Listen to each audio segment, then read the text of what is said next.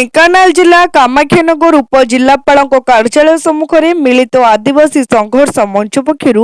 23 दफा दाबी नहीं गणधारणा और विक्षोभ प्रदर्शन कर दीर्घ दिन है आदिवासी लोकों से हक और विभिन्न दाबी को नहीं बारंबार दृष्टि आकर्षण कर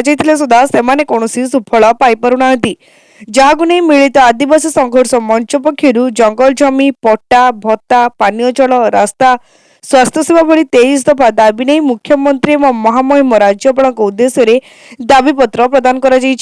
माझी पारगना महल रे सभापति माधवानंद मारांडी मुक्ति संगठन सभापति प्रताप चंद्र मारांडी चेतना संगठन सभापति लालमोहन मुर्मू नेतृत्व में कामाख्यानगर जिरिडी माली पारंपरिक धनु तीर वर्ष धरी आदिवासी माने शोभायात्रा सह हड़ताल करते परजंग और कंकड़ाहाड़ अंचल हजार हजार संख्यक आदिवासी महिला और पुरुष योगदान करते।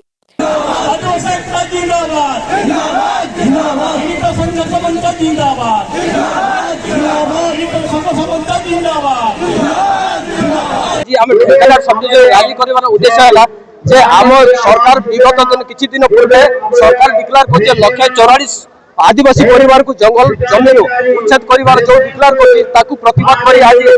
कामाख्या समिति सहित आम 5टा संगठन आज एकाठी है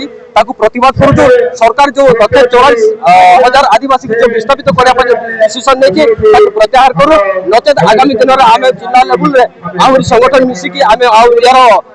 प्रतिवाद पूरापूरी ठप कहले चले कहीं एडिशनल हेल्थ सेंटर गुड़ा डाक्तर नियुक्त होना कि नर्स नियुक्त होना आम गरीब आदिवासी माने हेल्थ सेवा वंचित हो रही तेणुक आम बहुत दुखित